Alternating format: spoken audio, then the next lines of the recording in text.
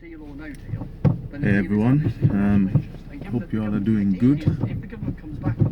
Today I'm going to be starting a video series which will be my journey from Wales in the UK to Sierra Leone, mostly to visit family and also just to take my holiday, because obviously during these coronavirus times I've not been able to take any holiday since I believe February of this year, so it's been quite a long time. But I'm just going to be not only documenting the process, but also I will be showing you all how Sierra Leone is like. Yeah, I hope you all will enjoy it, and I would really appreciate it if you like, subscribe and share, because we'll be going on a journey, and I'm quite excited actually, because I'll be going in a couple of weeks. So far I have got my plane ticket, booked my coronavirus test, because if you want to go to Sierra Leone you have to take a coronavirus test at least 7 days before your departure date, and my departure date is on the 24th, but it's 6 o'clock in the morning, so so I basically have to take a test on the 17th just to give plenty of time for me to get the results and also apply for the travel authorization from the Sierra Leone government. And that's another thing that you have to do. So once you get the results, then you have to upload it on a website, which I will put in the links when I upload this video. But you have to put it on a website, and then you pay 60 British pounds, which roughly is about $80, and you basically just wait.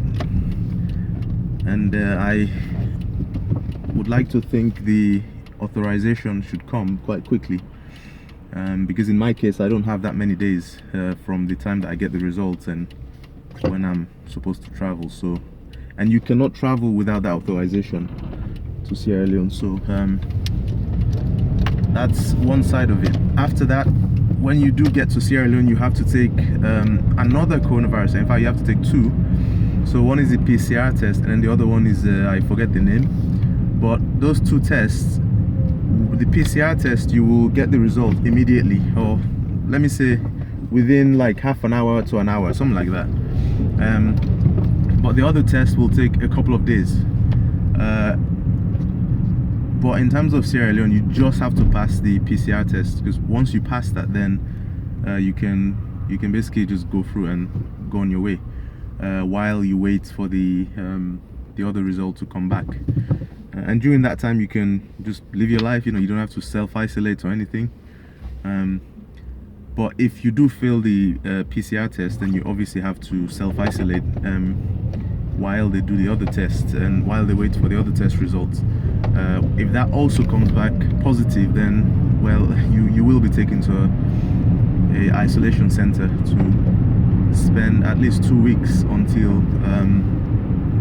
you do not show any signs of the virus or your results come back negative. So I'm not expecting that, because I have been quite careful in terms of this coronavirus, even though I don't believe it's as deadly as they make it out to be. But I've been quite careful simply because I don't want to jeopardize my traveling. So thankfully, the time that I'm leaving, that's when the countries in the UK, they've decided to go with a single policy in terms of the coronavirus. So from the 23rd to the 28th, all of the countries within the United Kingdom, which includes England, Wales, Scotland, Northern Ireland, they will all be allowing people to travel to see their families and anybody else that they wish to see. And I think there's some restrictions on how many bubbles you can have, as they call it, which is basically just households to households. but in my case I will be leaving the country.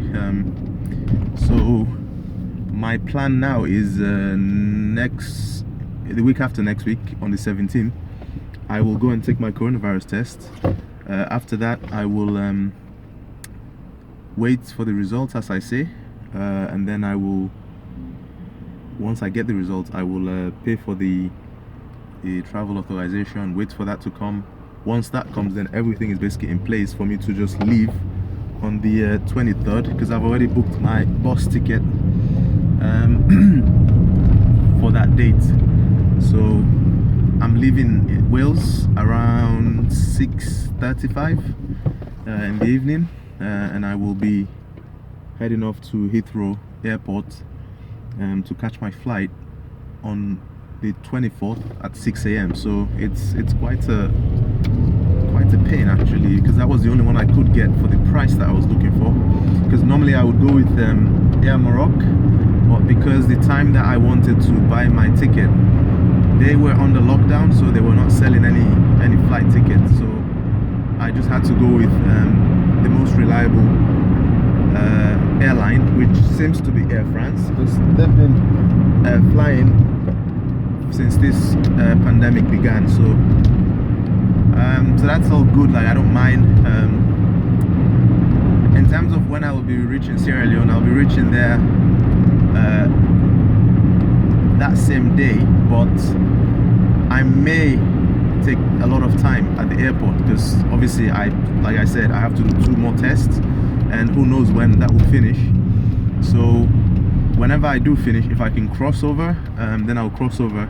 If I can't, then I'll just have to wait and find a guest house to stay in for the night, and then the next morning I'll take the first ferry and crossing over. Because Sierra Leone, as anybody who's been there knows, the capital city is not on the same piece of land that you have the airport. So there's an estuary that you have to cross to be able to get to the capital, because the capital is on the other side.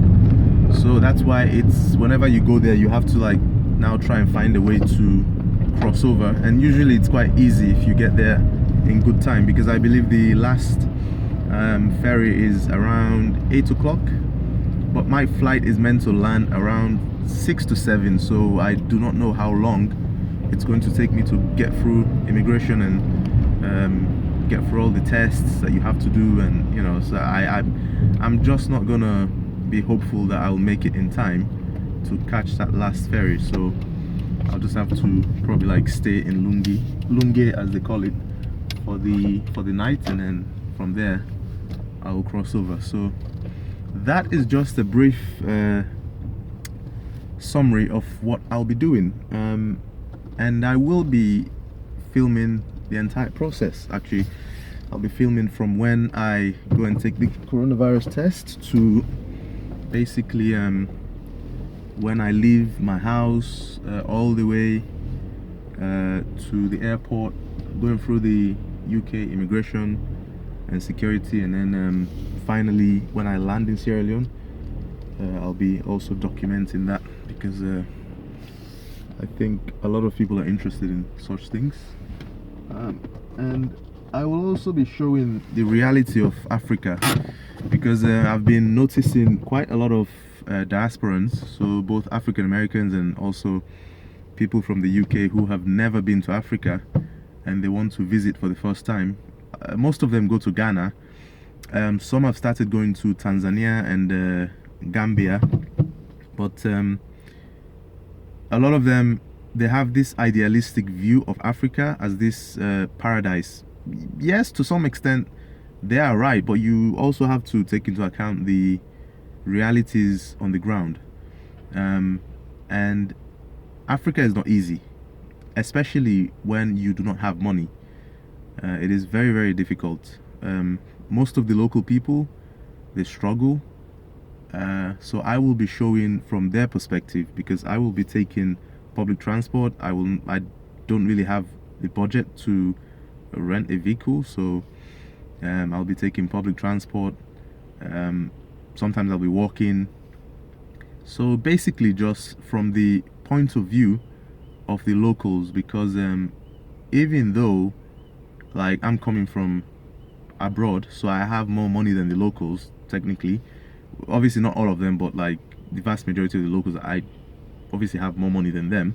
um, but you know, the way that I deal with things and the way that I conduct myself in Sierra Leone is on the same level as the locals, because like I'm not wealthy, you know. I don't have a mansion, or I don't, you know, have the money to go rent a 4 or 5 star hotel. I don't have that.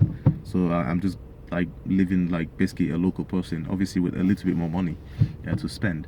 So also I'll be going there to do some work on my house. I might also show that, and I might also go into things that you have to look for in terms of if you ever want to buy land in Africa and to build a house, um, what you have to look out for, and also the process of acquiring land in Sierra Leone. um, I might kind of speak on that a bit, because I have gone through that process a couple of times now. So but anyhow, just at the supermarket, so I'm gonna do my weekly shopping, and I will leave it there for now.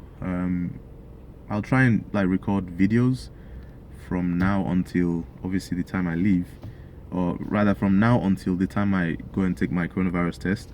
um, I'll try and do that just to kind of give my thoughts and how I'm feeling. But I am really excited, really excited, and I hope everything goes according to plan.